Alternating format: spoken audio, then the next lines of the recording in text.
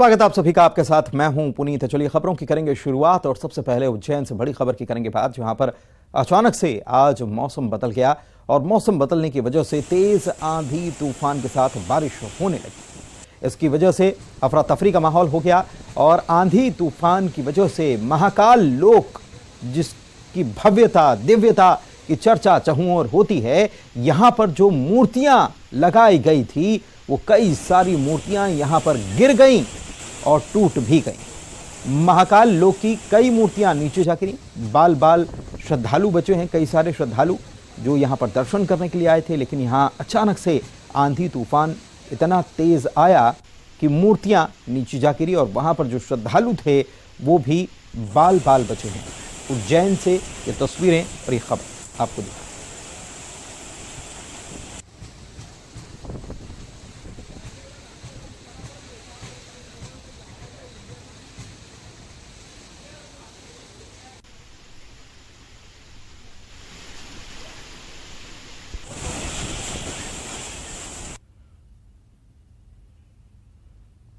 तो ये दो तस्वीरें आपको अलग अलग दिखा रहे हैं। टूटी हुई मूर्ति भी आप देख पा रहे हैं कि मूर्ति टूट गई, पहले गिर गई और उसके बाद टूट भी गई। मूर्ति टूटी और गिरी हुई मूर्ति भी आपको नजर आ रही। आंधी तूफान ऐसा आया कि उसने महाकाल लोक में भी जो मूर्तियां जो यहां पर लगाई गई हैं वो भी, उनको भी नुकसान यहां पर पहुंचाया है। महाकाल लोक में श्रद्धालु जो दर्शन करने के लिए गए हुए थे वे भी बाल बाल बचे हैं।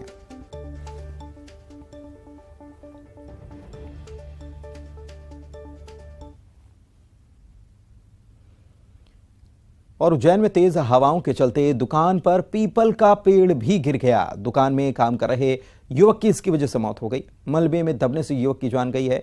एक युवक घायल है और उसका इलाज किया जा रहा है। तेज आंधी तूफान की वजह से शहर की बिजली तक कट गई। अस्पताल में भी ब्लैकआउट हो गया।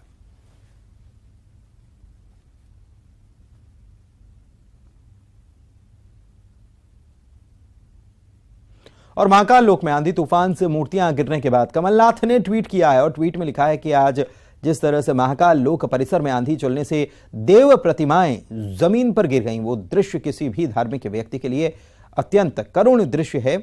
मैं मुख्यमंत्री से मांग करता हूं कि महाकाल लोक में जो प्रतिमाएं गिरी हैं वहां नई प्रतिमाएं तुरंत स्थापित की जाएं और घटिया निर्माण करने वालों को जांच कर दंडित किया जाए।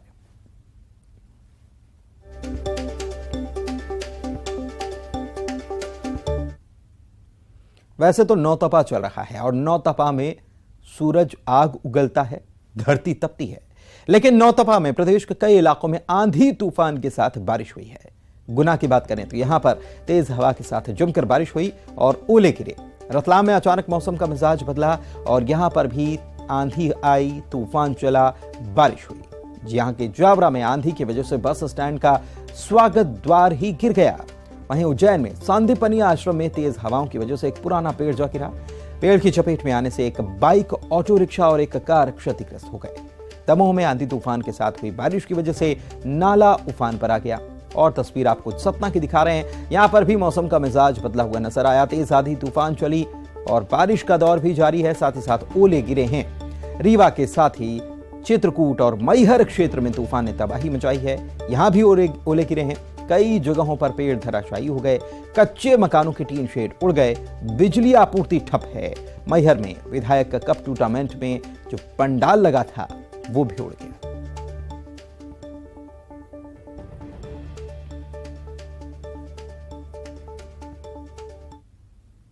खबर खरगोन से बता रहे हैं, जहां पर एक युवक ने पेड़ पर चढ़कर फांसी लगाने की कोशिश की। हालांकि पुलिस और स्थानीय लोग जो हैं उनकी मदद से इस युवक को बचा लिया गया। बताया यह जा रहा है कि इसके पीछे पारिवारिक विवाद था, जिसके चलते उसने फांसी लगाकर जान देने की कोशिश की।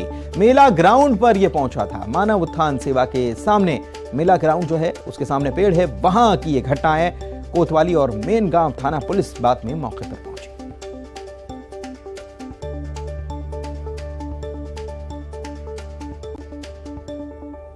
उधर मुरैना की बात करते हैं, जहां पर पुरानी रंजिश को लेकर दो गुटों के बीच विवाद हो गया और यह इतना बढ़ा कि एक पक्ष ने दूसरे पक्ष पर हमला कर दिया। दोनों पक्षों ने एक दूसरे पर जमकर पत्थर बरसाए, जमकर फायरिंग भी हुई।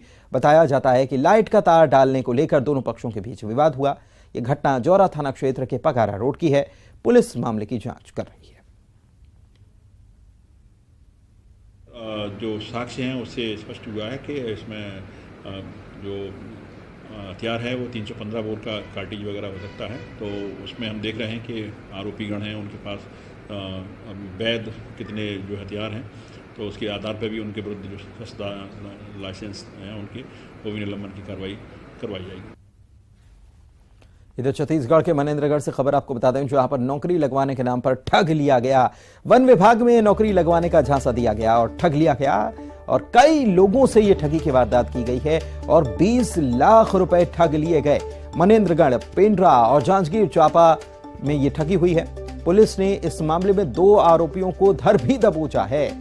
धोखाधड़ी करने वाले 2 आरोपी इस मामले में गिरफ्तार किए गए हैं, जिसमें से एक आरोपी महासमुंद जिले का रहने वाला है और दूसरा झगरा खांड का रहने वाला है। पुलिस इनसे पूछताछ कर इनसे पूछताछ किया गया तो पता चला कि ये फॉरेस्ट विभाग में नौकरी लगाने के नाम पर ठगी करते थे और उसमें आरोपी है एक प्रवीण कुमार प्रधान है। ये मेन जो है उसका काम करता था नौकरी लगाने के नाम पर और उनका साथ देता था राम निवास सेन, ये झगराखंड का रहने वाला है। ये फॉरेस्ट विभाग में नौकरी लगाने के लिए इन लोग जो है जगह जगह ठगी करते थे। मनेंद्रगढ़ के अलावा पेंड्रा और आसपास में भी इनके द्वारा किए जाने की सूचना प्राप्त हुई है। लगभग इनके पास से 2,35,000 रुपये तो ठग लिए हैं। इनके अलावा भी 20 लाख रुपए के अन्य भी ठगी का।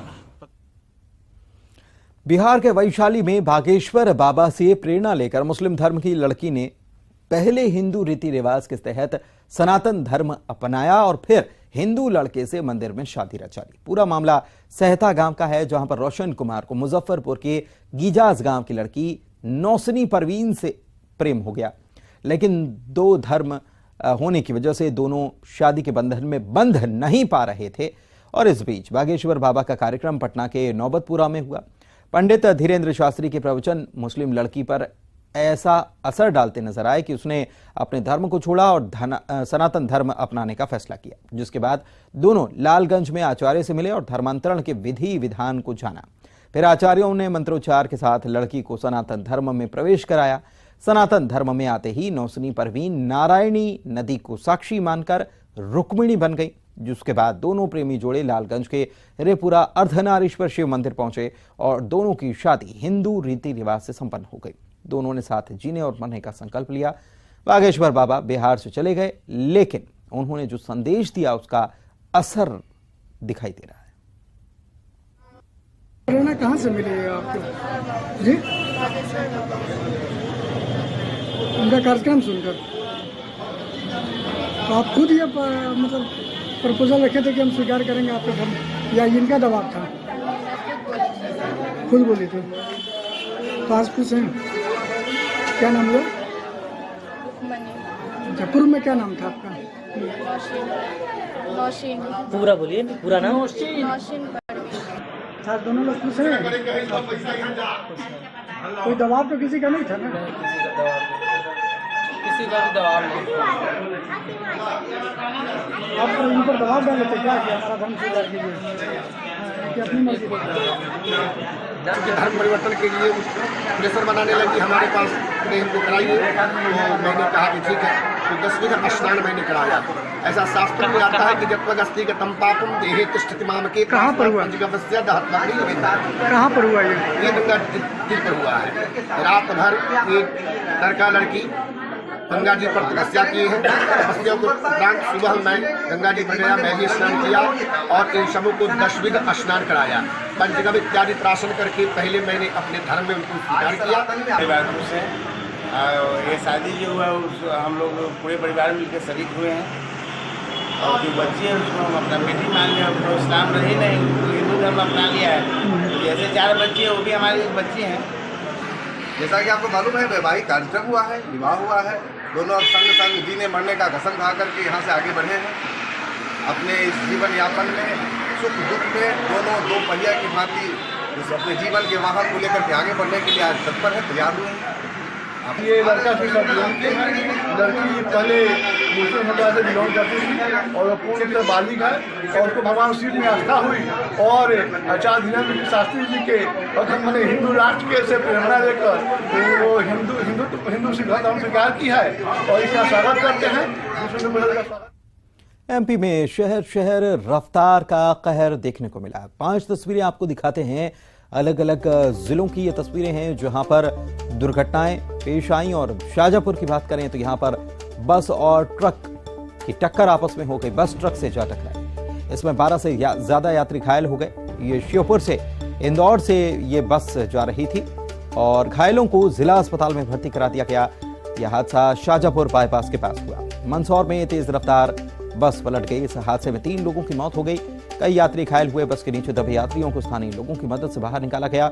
आगर मालवा में 2 कार आपस में टकरा गई जिसमें एक शख्स की मौत हो गई। 5 लोग गंभीर हैं। यह हादसा बड़ौद आलोट मार्ग पर हुआ। उधर बुरहानपुर में सड़क हादसे में 2 लोग घायल हो गए। राजधानी भोपाल के व्यापम चौराहे पर तेज रफ्तार 2 वाहन आपस में टकराए। दोनों गाड़ियों में 3 लोग सवार थे।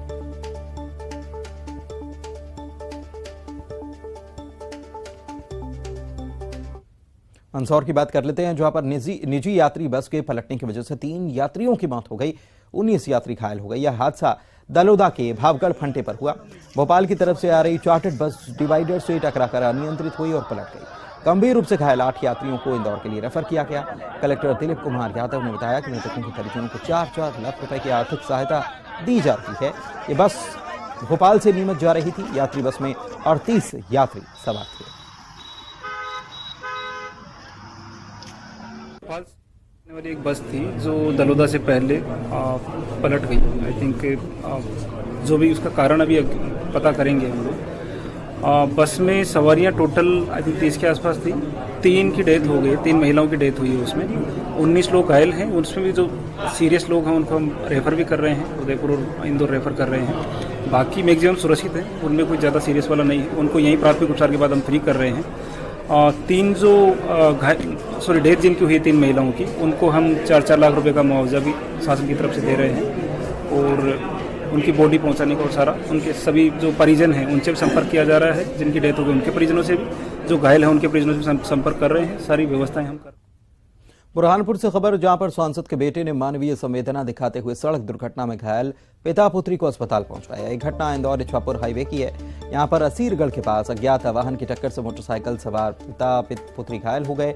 बीच सड़क पर ये बेसुध थे। रास्ते से जा रहे सांसद के बेटे नरेंद्र ज्ञानेश्वर पाटिल ने वाहन रुकवाया। घायल लड़की को अपनी कार से लेकर जिला अस्पताल पहुंचे। बताया जा रहा है कि पिता की मौत हो चुकी थी और लड़की की हालत गंभीर है।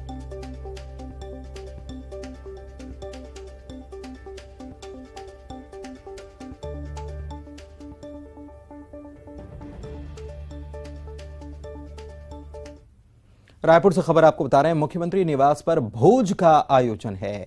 ग्रामीण परिवारों के साथ सीएम ने भोजन किया था। भेंट मुलाकात के दौरान भोजन किया था। जिन परिवारों के साथ भोजन किया था आज उन्हें आमंत्रित किया गया। आज रायपुर संभाग के परिवारों को आमंत्रित किया गया।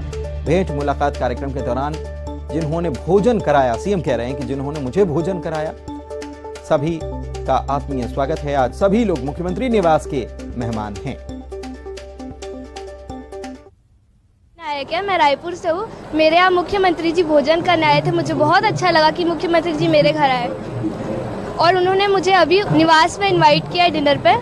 मुझे बहुत अच्छा लग रहा है। मैं भी उन्हीं की तरह सीएम बनना चाहती हूँ बड़े होकर।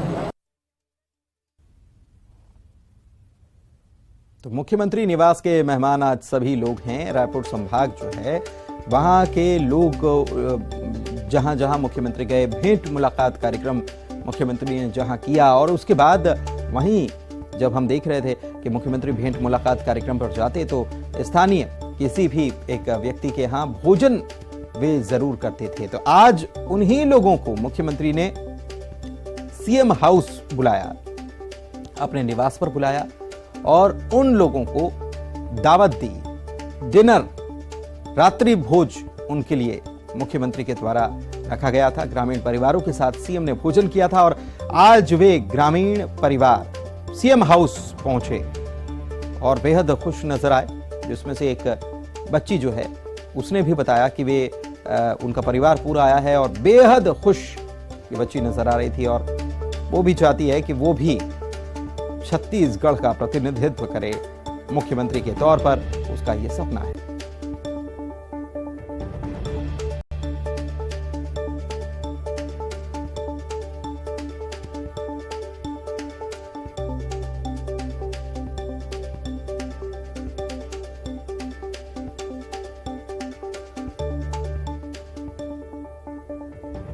तो सीएम हाउस की ये तस्वीरें आपको हम दिखा रहे हैं कि मुख्यमंत्री निवास पर भोज का आयोजन किया गया था। ग्रामीण परिवारों के साथ सीएम ने भोजन किया। भेंट मुलाकात के दौरान जब उन्होंने भोजन किया था, ग्रामीण परिवारों के घर जाकर उन्होंने भोजन किया था और आज रायपुर संभाग के परिवारों को उन्होंने आमंत्रित किया।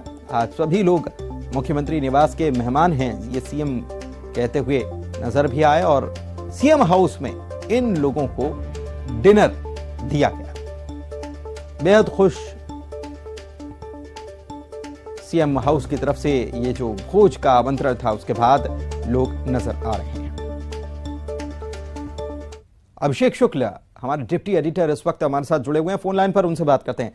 अभिषेक जी, भारतीय परंपरा है, ये तहजीब है हिंदुस्तानी, ये कहें कि आप कहीं भोजन करने जाते हैं तो फिर वापस उन लोगों को भी अपने घर पर बुलाते हैं। मुख्यमंत्री ने भी यही किया और एक प्रकार से कह सकते हैं कि एक रिश्ता बनाने की, पारिवारिक रिश्ता जैसा यहां पर नजर आया, इस तस्वीर को देखकर लग रहा है। बिल्कुल, ये एक अनोखी परंपरा है और मुख्यमंत्री इस परंपरा का पालन भी करते हैं। मुख्यमंत्री भेंट मुलाकात के दौरान जिन जिन लोगों का पहुंचे थे, पारंपरिक रूप से स्वागत हुआ था, जमीन पर बैठकर खाना खाए थे मुख्यमंत्री उन जिन लोगों के घर पर, उन सबको वापस अपने मुख्यमंत्री निवास में सभी को आमंत्रित किया गया और वहां पर मुख्यमंत्री के साथ उन सभी का रात्रि भोज इस वक्त चल रहा है।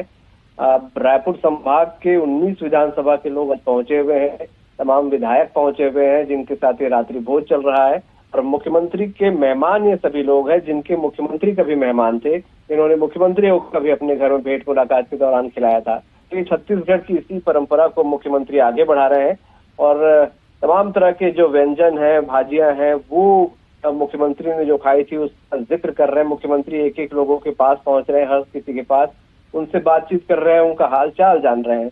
तो ये एक वाकई नई परंपरा की शुरुआत मुख्यमंत्री ने की है और उस समय भी जब मुख्यमंत्री उनके यहाँ जाते थे चर्चा का विषय बना था और आज एक बार फिर से मुख्यमंत्री के वो मेहमान बने हैं रायपुर संभाग के लोग, 19 विधानसभा के लोग, तो एक बार फिर ये चर्चा का विषय है।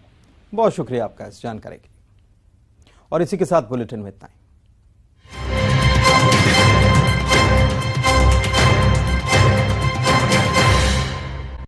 हेडलाइन